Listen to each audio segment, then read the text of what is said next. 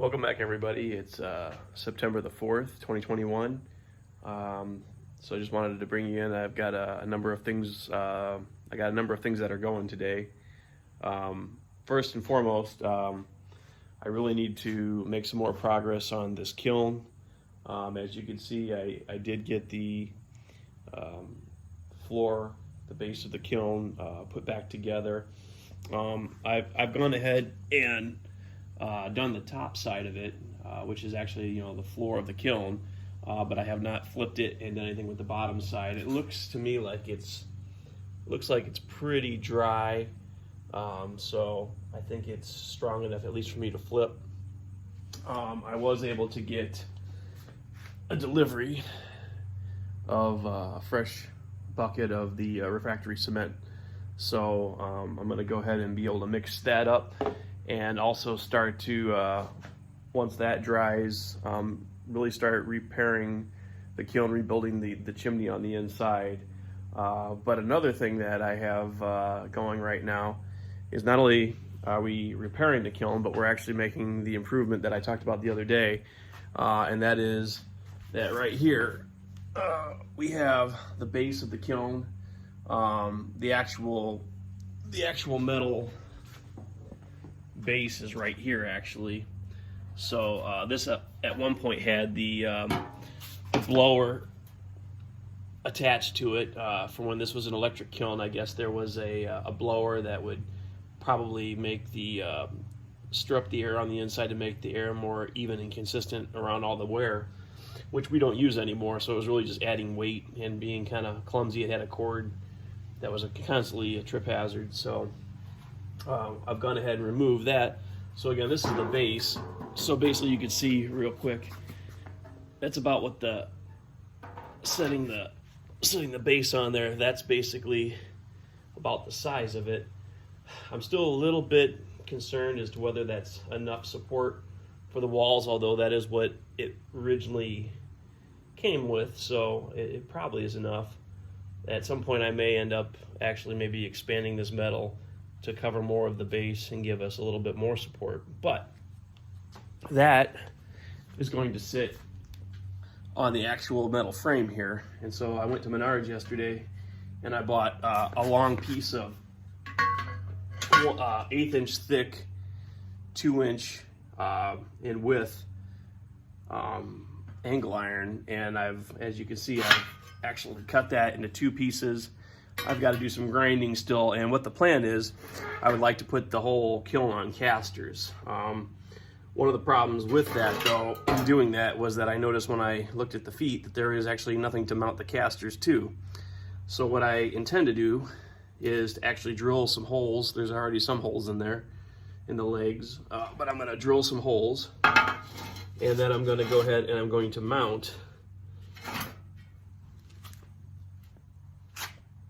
the base there on this piece of angle and another piece on the other side, and then I can actually drill through the bottom. I can drill through the bottom of the angle iron and mount my casters to that. So I went ahead and decided to go with let's see if I can get you some light here, some cast iron casters. I just figured, being that I am using this on a kiln, possibly the rubber wheels might melt, or who knows, something could fall on them that was hot and tear them up. So I decided to go with the cast iron casters, so that'll be mounted to the base, the angle iron there. So I've got some drilling and stuff like that to do, but before I do that, I'm going to go ahead and bring you in. I've got a little bit of finishing off of some pots that I threw yesterday, so let me go ahead and set up the tripod here, and maybe we'll do a little clip here on finishing off some clay. Oh, it felt good to get back into the pottery studio and get some clay work done again. So I just threw a little squared off dish. I threw these yesterday and they were actually already past the leather hard stage, so I'm gonna have to maybe wet them down just a little bit here to thumb off the bottoms and to put my seal on, but that's fine. Never a problem with clay usually, unless it's completely dry. Then sometimes it's a little bit of a challenge to finish them off nicely. But with these, we can just add a little bit of water to them. So I'm just wetting my thumb and basically just rubbing. So I don't know if you can see here, but so the rim itself, I like to rub off smooth off the edges a little bit so they're not jagged or rough, possibly a little bit from the throwing stick. They don't have to be perfect. It's just, and again, this is a good time too where like I just noticed a little blemish on the outside here from when I was shaping the squareness of the bowl. So it's a good time to kind of smooth stuff like that off too and make any little repairs to it that you might need to.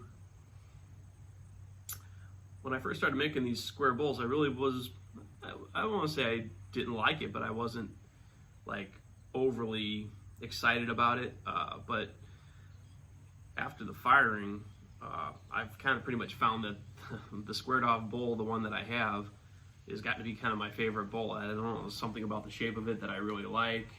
Rather than the round, a little bit of squared off really gives it an interesting look to it.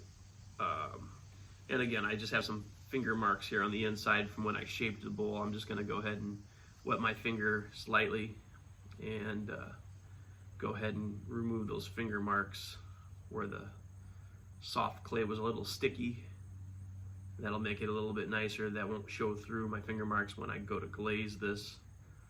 That's the great thing about clay, is at the different stages and stuff like that, you can rework a few things and kind of make some improvements, which is nice. But yeah, this must not have been very humid. Now the inside of the bowl is pretty nice. Again, I had some little finger marks here where I was trying to shape the corners, and so it was kind of sticky. You could see where my fingers had slid, but now, as you can see, I've kind of smoothed that off, and it's not really distinguishable anymore. I don't know if you can see, like right here, a little blemish on the outside where I was picking it up off the wheel. And again, same thing there. You can just take a little bit of water, rub over the spot. It smooths it down real nice, and then it's no longer visible. Once that dries, it'll look basically like an eraser for all the little blemishes. And again, I like to spray wood ash on the outside, so it's not really a highly, what's the word I want to use? It's not a dainty or a real delicate type of bowl. These are kind of rough utilitarian pieces that they're not like a fine piece of china. So they're still very nice, but I kind of like that tough, rough exterior. Plus, it really gives a really nice feel. With just the wood ash, you have it contrasts the real slick, smooth, glossy inside, because I do glaze the inside of the bowls with this kind of rough exterior. It also makes it really nice to grip. They don't feel like they're going to slip out of your hands when you're eating a bowl of cereal or a bowl of ice cream. So that's nice. So I'm just going to go ahead and get ready to do my seal and also the year. I see here. Been so long since I've done this. Okay, so my seal is right here. Be nice to use that. Where is my year seal?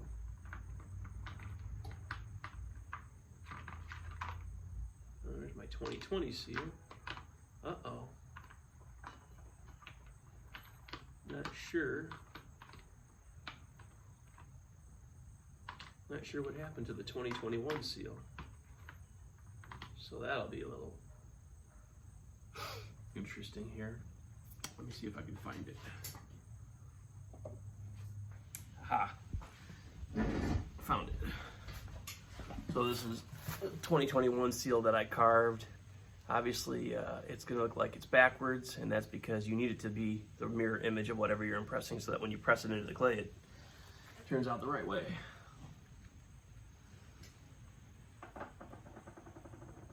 So I don't know if you noticed, but I put a few times, as I said, this base of the bowl is a little drier than what I wanted to have it for sealing it and impressing it and things like that. So I've added some water a couple of times because you need to get it to soften up somewhat. So we'll go ahead and dry off my hands, dry off the seal. It's always good to have a nice little towel with you for you to dry your hands off from time to time. And it's good to put your finger right on the other side of your seal when you're making your impression. That way you don't put a hole through the bottom of your bowl. And this year seal is a little tricky because it's kind of more oval shaped. My 2020 seal was kind of more round. It makes it okay. It's not like the greatest, but you can tell what it is. So after you've sealed it, then you can see there's my seal and the year. So the oval is the year. But that's just gives it a little bit more of a professional look too than just kind of trying to carve your name or your initials or the date into the back of it.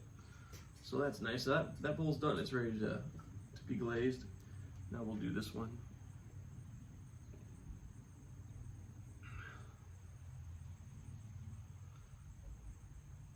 I haven't really thrown much clay since the winter time, and even then really didn't do a whole lot, so I'm a little bit out of practice, a little bit rusty, but this is the only way to get better at it, is to start throwing some things again. And I actually had junked a lot of my bowls.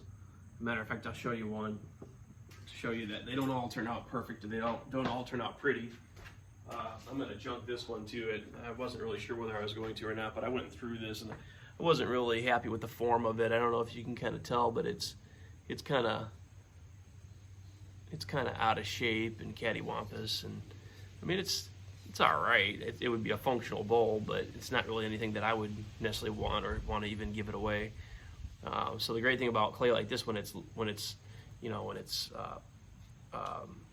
bone dry, is you just break it up, throw it in a pot, and you can reuse that. Matter of fact, as soon as I'm done thumbing this off, I'll show you I have done just that. I've done just that with a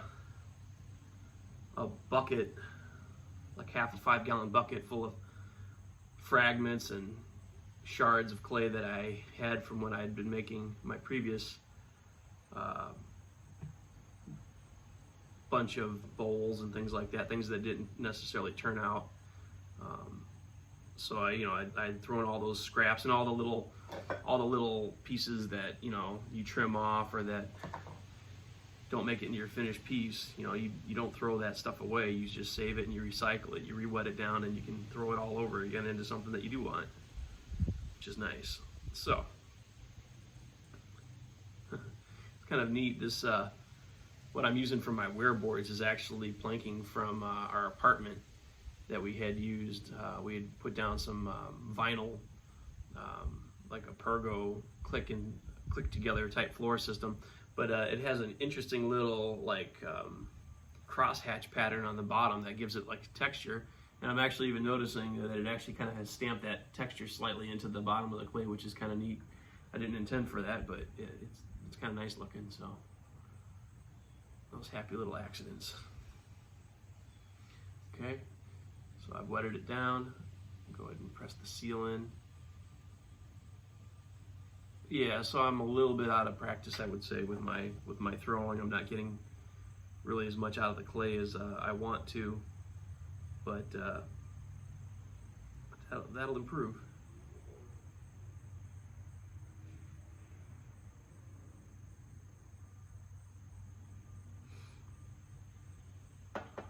Okay, and there we go. We got the seal in there, so we're good to go with that.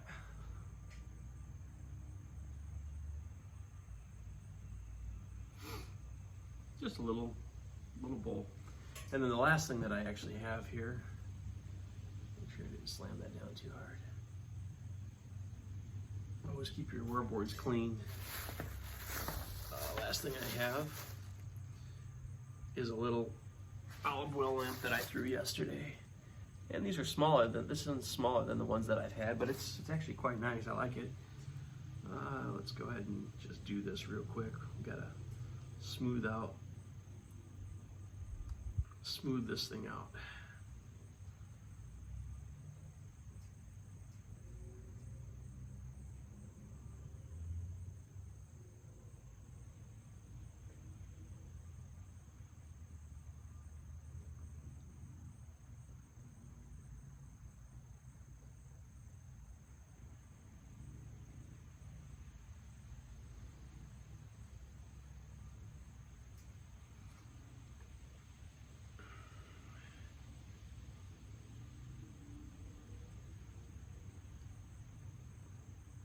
Yeah, like I said, we're just basically re-wetting the surface and getting all the finger marks off and any kind of rough spots off of it.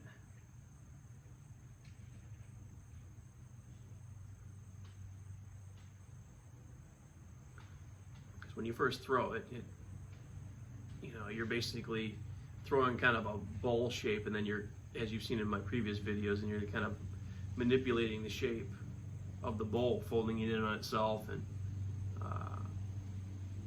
working the clay into this shape. So you get the basic shape down first, and then you go back and you can kind of work on the smoothing out of the shape, and again getting all the this little rough spots where your hands marked up the surface. You smooth that all off later, and then you can, you know, emboss it and press. I like to do a little decorative roller along the kind of around the rim of where you can fill the olive oil. I like to put a little band on there, just think it gives it kind of a nice little look. So we'll go ahead and do that too.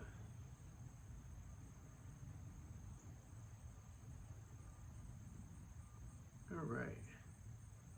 Just about there. This was kind of already a little bit on the tacky side. The bowls, it really, you know, the only thing you really are trying to worry about with bowls is that, you know, you get to it, especially the way I do my bowls, since I don't trim the bottoms on a lot of my stuff. Really, the only thing I'm really trying to do then is put a seal in the bottom and the date. So they're not so difficult when it comes to like how dry they are. As far as they're not that temperamental. These, on the other hand, have to be dried incredibly slow. And the reason why is because, oh, actually you're so far away, let's bring you up a little closer too.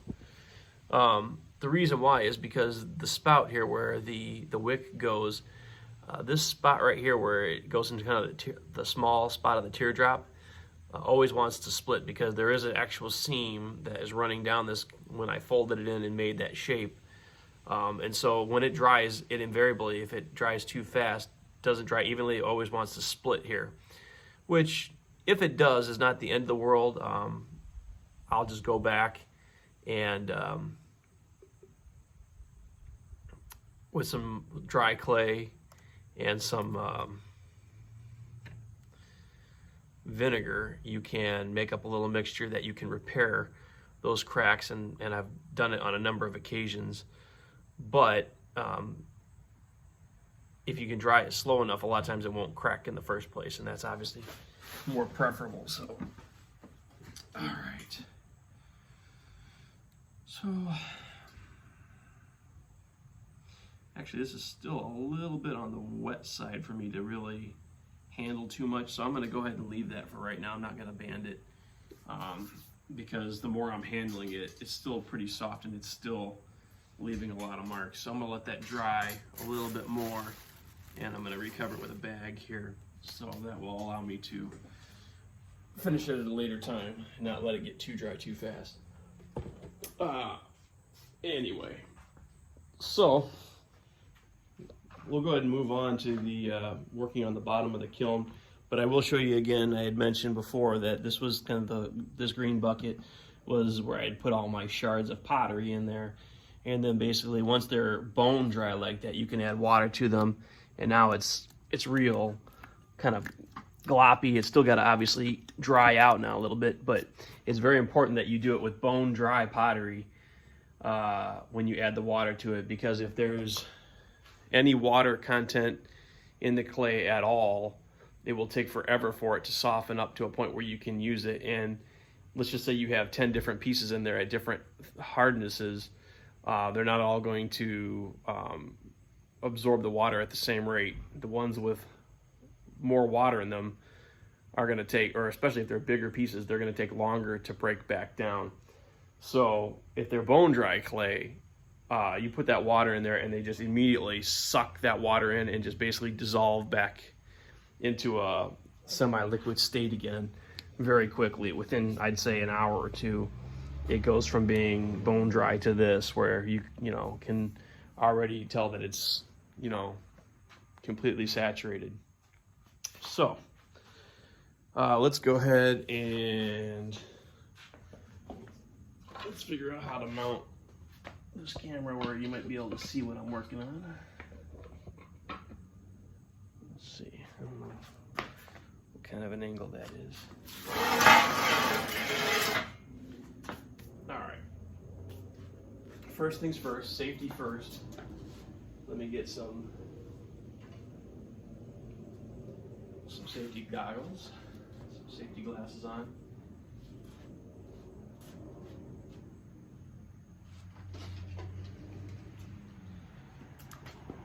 So I've already gone ahead, as I said, and I've cut this was a 4-foot section of 2-inch angle. I've already cut it in half, but now I've got some little sharp burrs and things like that on the edges here that have got to be cleaned off. So let me get my battery off the charger.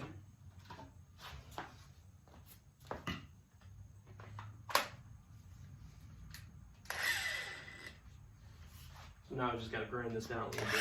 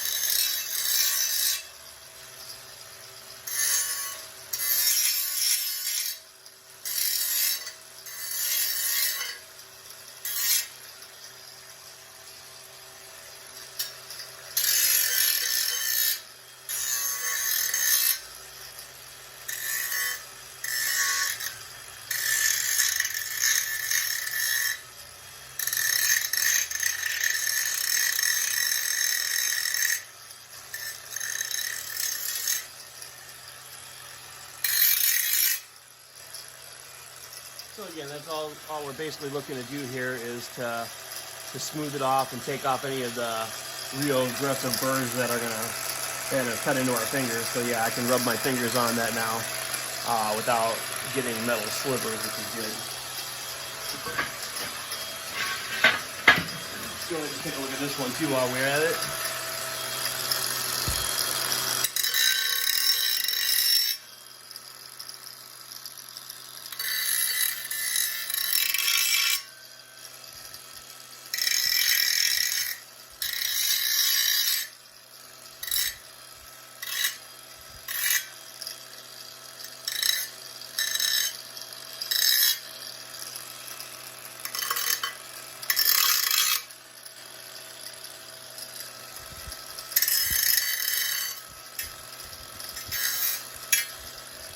There we go. Nothing to it. So, that's that.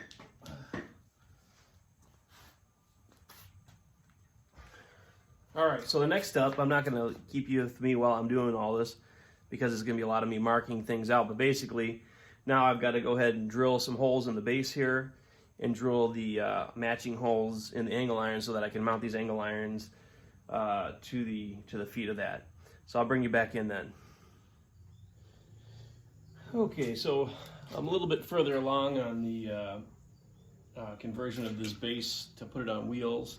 As you can see, I've drilled holes in the angle iron and in the legs of the base, and bolted that to it, so now it's nice and sturdy.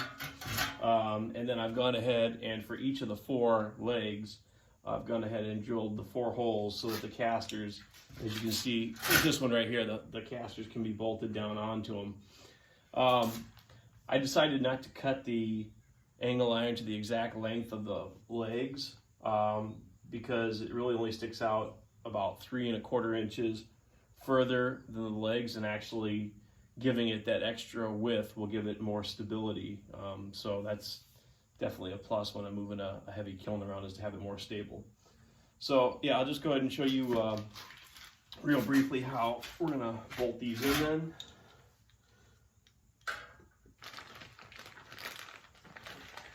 Hopefully I bought enough washers. Washers always go awful quick, especially the flat washers.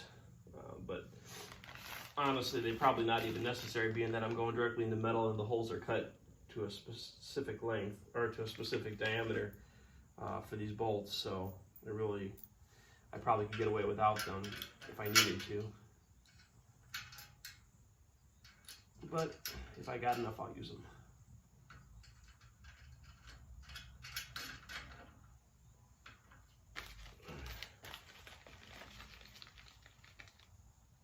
I said, hopefully this will be pretty strong.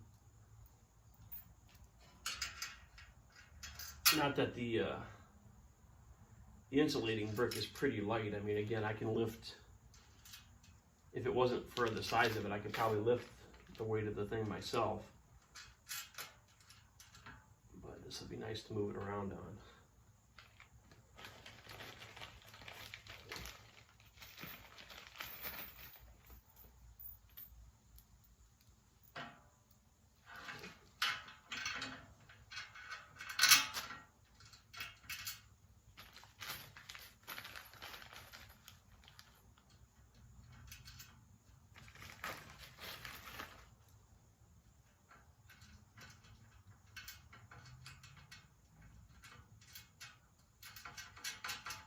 Right, and one more.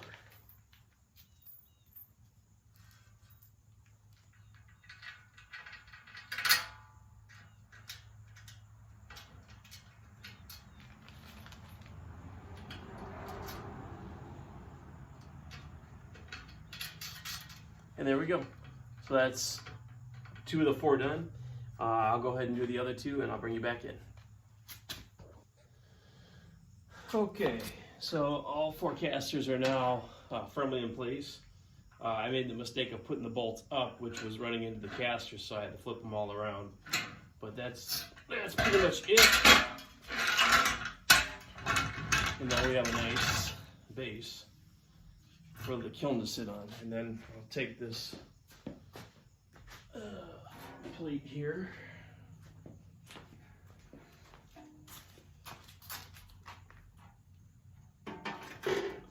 Basically just sit on there like that.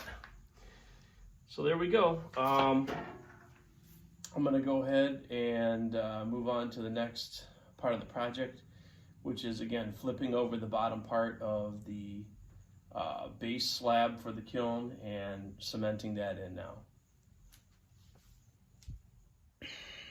Okay, so yikes. This is the underside of the base slab. On the bright side, it seems that the base is fairly stable. It was stable enough for me to pick up and it did not fall apart. However, boy, there are some major chunks here, along here, even in these areas down here, significant chunks that are missing. And again, is pretty concerning, not just from a structural point of view. I mean, again, I can go ahead and put mortar in there that will strengthen it structurally. The issue really is, again, how much the heat is going to escape through these spots, because even if I fill them in, that mortar is meant for withstanding heat, but not necessarily with insulating heat. So we shall have to see again, how this all plays out. But I'm going to go ahead, I got my water bottle here. I'm going to go ahead and really wet this down again. Because again, I want as much time as I can get to work with the mortar. I'm really going to slosh it on. And then I'm going to mix up the mortar, and again, I want to keep this as flat as possible because this is the side that will be sitting on the base. Looks interestingly, this square here is the square from the base, which makes me think that they at some point had this sitting on the base, but not on that bottom plate, but directly on the base itself, which would not have been a good idea anyway, because again, that plate is meant to help support all these bricks. So anyway, I'll bring you back in after I've done some work on this, but I wanted to show you really, again, these jagged holes. They're pretty deep. I mean, I can get my finger in almost to the knuckle, some of these holes. So that tells you what kind of holes that I'm going to have to fill here. Particularly this brick right here is a problem, but we'll do the best we can. I'm not sure if I will try to locate some pieces of refractory brick to put in there. I may just forget about it and just go ahead and try to just put the mortar in there. So, all right, I'll bring you back. Okay, so as you can see, I was able to get a fairly nice even coat of the refractory mortar over the bricks. You can still see some small indentations. It's because I had to mix the mortar to a very, very runny consistency, almost like a milkshake. And I did it for two reasons. One, so that the holes were so deep and so irregular, it would be almost impossible with a knife to try to work all the mortar down into the different holes. So when it was real runny like that, I could pour it into the holes, and it just oozed and ran down into there. So that was good. And then the second reason was because with the bricks being so much like a sponge again and sucking all the moisture out, you can already see it doesn't really look glossy. It looks very matte. It's because it's already sucked all the loose moisture out of the mortar and into the bricks. So again, that allowed me to at least work it around for a few minutes. I didn't take it all the way to the edge, but I do have I feel like a pretty even coat. And again, the base really only sits kind of more toward the center. It really doesn't go all the way to the edges anyway. So I just wanted to have a nice smooth base that it can sit on when I flip this over, and that this will sit down on the metal base. I probably will wait until this dries and hardens up, and then I'll go ahead and maybe mix up a little bit more and try to fill these holes the last little bit, because again, I do want it to insulate as well as possible, even though I know it's not going to be as good as if it was just refractory brick. But again, I think we're doing pretty good here. We're kind of reaching the home stretch, at least, of repairing this base. So yeah, I will bring you back in, or make another video. I will make another video when I'm ready to go ahead and redo the chimney again. Figure that'll be a nice video, and it'll probably take me a little while to do. So, but I'll go ahead and end this video here. So thank you for joining me, and until I see you next time, don't be afraid to get your hands dirty.